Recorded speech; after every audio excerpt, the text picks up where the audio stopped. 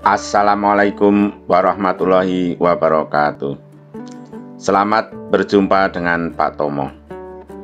Kali ini kita akan membahas tentang awal mula penjajahan di Indonesia. Kita mulai ya. Bismillahirrahmanirrahim.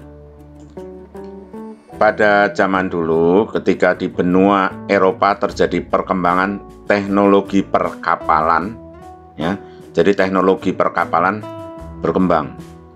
Mereka berlomba-lomba mengarungi samudra atau lautan. Nah, yang terkenal kan Columbus ya. Nah, mereka berlomba-lomba mengarungi samudra atau lautan. Tujuan mereka mengarungi samudra adalah menemukan daerah baru. Nah, mereka senang kalau menemukan daerah baru. Kemudian kalau menemukan daerah baru dilaporkan ke kerajaannya atau ke negaranya supaya nanti daerah itu untuk dikuasai atau dijadikan tempat untuk memperoleh kekayaan. Quote. Jadi tujuannya memperoleh kekayaan, quote, memperoleh kejayaan, glory, dan menyebarkan agama atau gospel. Jadi ada 3G, quote, glory, gospel, emas, kejayaan, dan agama. Kekayaan ya, emasnya itu maksudnya lambang kekayaan. Nah, Indonesia itu merupakan tempat yang sangat menarik bagi bangsa Eropa karena kekayaan hasil buminya yang berupa rempah-rempah.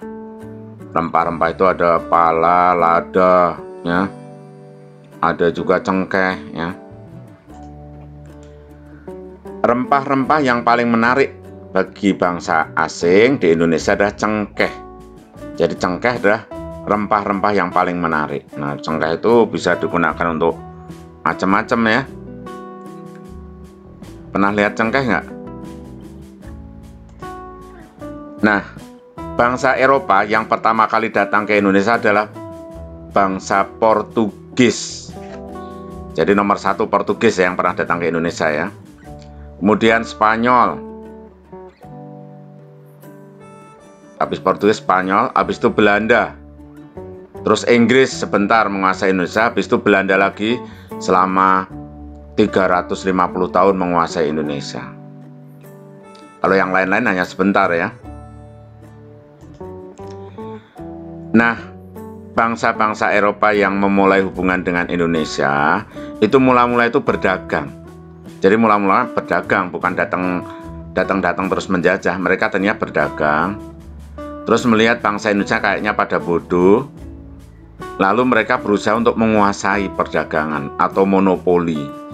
Menguasai perdagangan namanya monopoli. Artinya yang boleh jual beli cengkeh misalnya itu hanya harus dengan Belanda. Itu namanya monopoli. Nah, untuk menguasai perdagangan atau untuk melakukan monopoli, Belanda mendirikan organisasi dagang yang disebut VOC. VOC. Kepanjangannya apa? Lain waktu aja. VOC adalah organisasi dagang Belanda yang sangat kuat, sehingga bisa mempengaruhi raja-raja di Indonesia. Nah, jadi mereka itu pedagang tapi organisasinya kuat. Nah, dia bisa mempengaruhi para raja-raja. Waktu itu raja-rajanya belum terlalu pintar ya, raja-raja Indonesia ya. Kalah pintar sama VOC. VOC berusaha membuat kerajaan-kerajaan di Indonesia menjadi lemah dengan cara mengadu domba. Jadi sesama keluarga raja diadu domba, terus jadi perpecahan. Nanti terjadi perang saudara. Atau kerajaan yang satu diadu dengan kerajaan yang lain biar pada musuhan, nanti terus pada perang. Nah, setelah itu menjadi lemah kerajaan-kerajaan setelah diadu domba atau dipecah belah sama Belanda. Kerajaan-kerajaan menjadi lemah, nantinya akan mulai dikuasai nantinya ya. Setelah kerajaan-kerajaan menjadi terpecah belah dan menjadi lemah, Belanda berusaha menguasai wilayah kerajaan itu. Nah, itulah awal mula penjajahan itu begitu ya. Jadi setelah kerajaan-kerajaan itu tidak kuat, Belanda mulai bisa menguasai kerajaan-kerajaan lalu menguasai seluruh wilayah Indonesia.